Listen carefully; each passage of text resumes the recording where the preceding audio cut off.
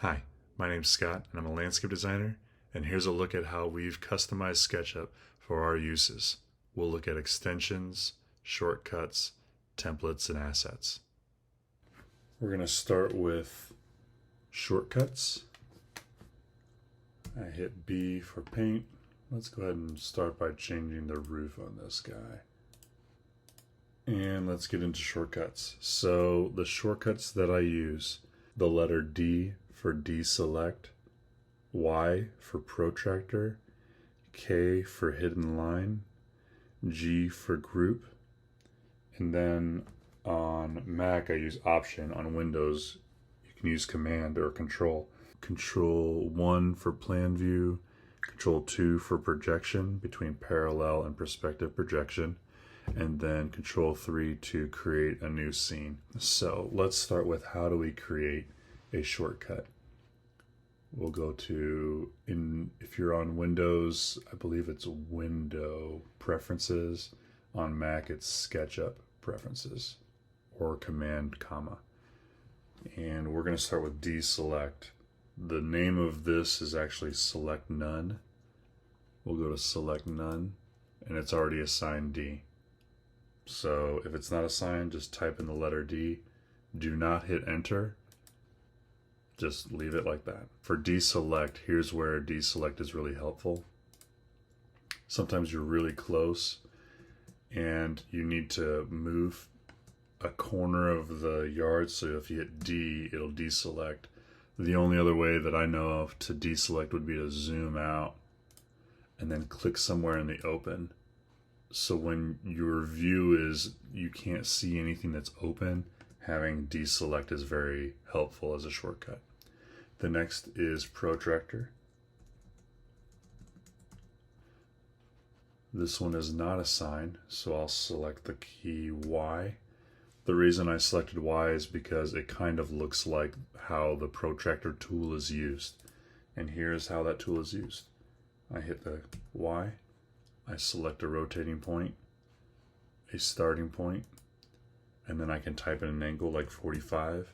And now I've created a guideline, which is not like, it's not sticky like if it were a line, it doesn't stick. And it helps to create new lines, say 5 feet long. And now I can erase that guide, and that protractor is a way to do that. To do straight lines and points, the shortcut is T. You can pull guidelines off of edges like this. You can also pull points if it's referencing a point. You may see, since some of my assets, I've got a center line, like for fire pits, that helps center the asset. So that's guidelines. The next shortcut I use is Hidden Line, which is found as View Edge, Style Back, Back Edges, and that is assigned to the letter K. Let's say I'm on this side of the house. If I hit K, now I can see the dotted line on the back side. So sometimes it can be a little difficult, or it could just be faster to see the back side of the lines. Like if I want to move this guy to the back, instead of having to rotate and find it or have difficulty seeing through it because it's surrounded by other parts of the drawing, I can hit K and I can now move him back to that back corner through the model. Almost acts like X-ray, and having a hotkey, you can just very quickly turn that on and off. That's very helpful when you're drawing. The next is Group. Make Group. I have assigned to the letter G because Group starts with the letter G.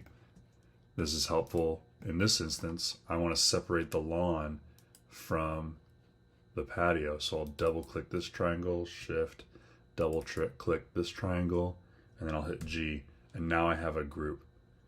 Let's say this lawn was a series of triangles, and I needed to now smooth this line because I don't want to see this line in my plan view. Then what I'll do is I'll open a window and go to Soften Edges. I'll double click into the group. I'll triple click the whole thing here, and then I'll soften the edges. And what that does is it just helps it cleans up some of this line work. So that way when you're drawing your grade in a later step, you've got all these triangles. This is a way to smooth that out. And now when you go to your plan view, now the yard looks proper and you're not trying to explain what that weird angle is. So if you need to undo this, you can double click into the group. If you triple click, you can see that this is a hidden line. You just slide this back to 0 and that returns this back to unsmooth. That's smoothing. And the last hotkeys are top view. I have as option 1, parallel projection, option 2, and add scene, option 3. And then here's how this is used.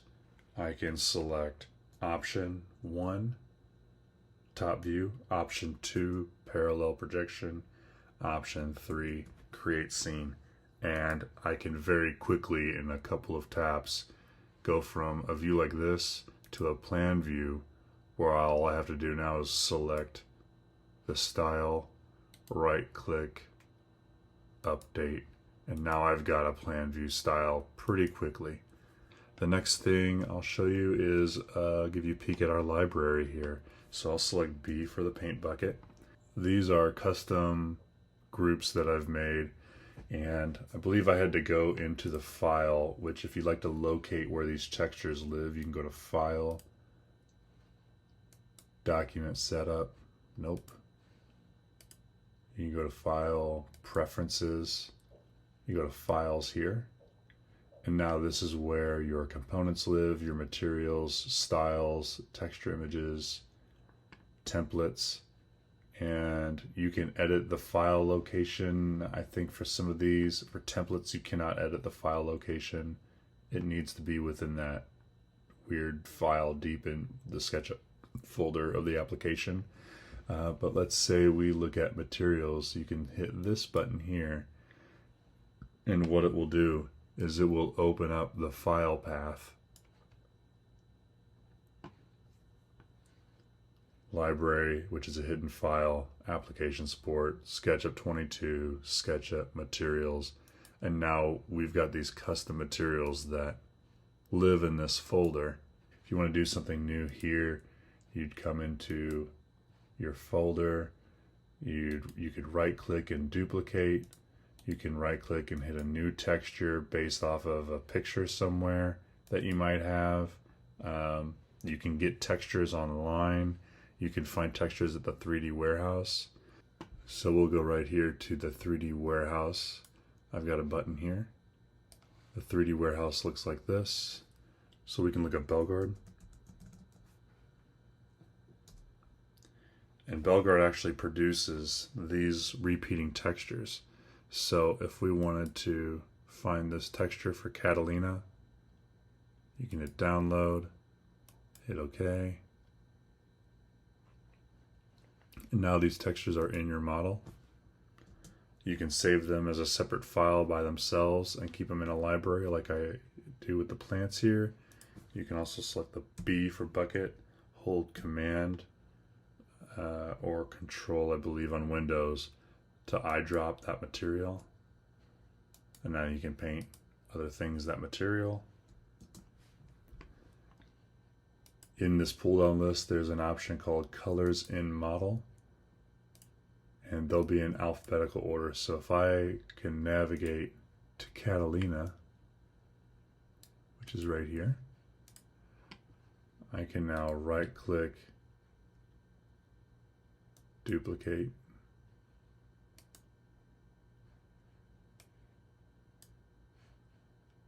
and now I can go to my patio pavers,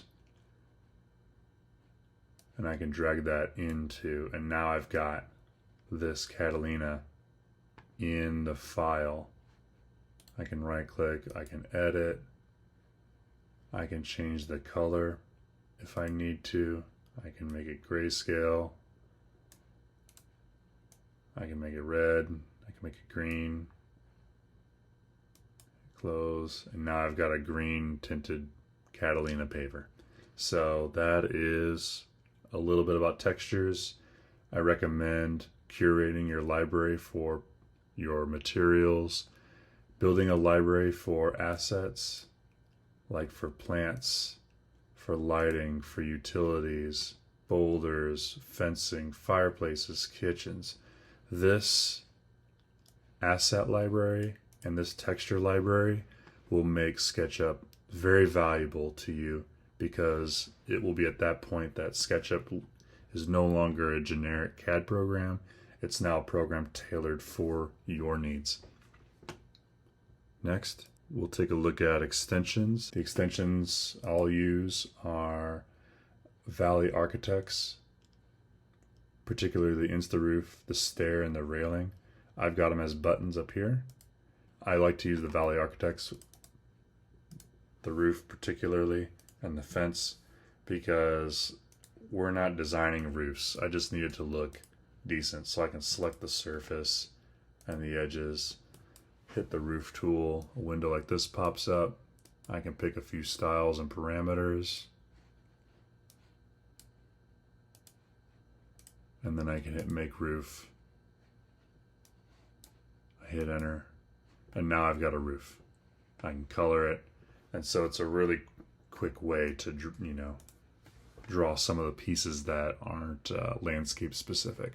Same with stairs. There's also this deck tool, and that is a free tool. I think the website you get it from, you got to get a login, and then you can download that for free. That's very helpful. Also use Enscape to render the models. And this is what this looks like. You can change the sun. You can, let's see, it comes in with a sky. You can change the background. You can see grass moving, and it's basically a renderer based off of the model. And so it's a helpful plugin. And then finally, I will show you my SketchUp template.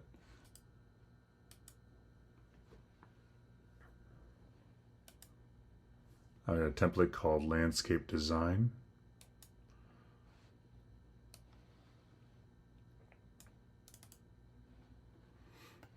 And this comes with a few scenes, a final plan scene, a final concept, 1 and 2.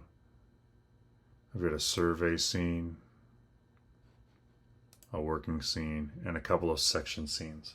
And these scenes and these tags coordinate with a layout template and also assets in the asset library. And then I've organized the tags like this. I usually use a survey, the property lines. When I draw a version of the house here, I'll end up copying it over 200 feet 4 times. And then when I've got the version of the model that we want to move forward with, then I'll put the final version over here.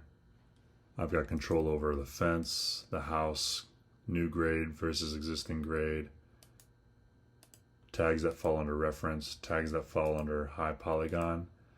And the reason I have this number of tags is this just seems to be the right amount. Too many tags and the model gets hard to use. These tags need to work for you. They're not just, you know, the type A's might feel like they want to go overboard and just create a bunch of tags and folders and organize everything really neatly. And then when you're drawing and the fence is in the way, it takes 5 clicks and some scrolling to get to that fence tag instead of having it here on the outside. And that is the template. As you can see, there's a lot of ways to customize SketchUp. Play around with it, see what works for you, and happy sketching.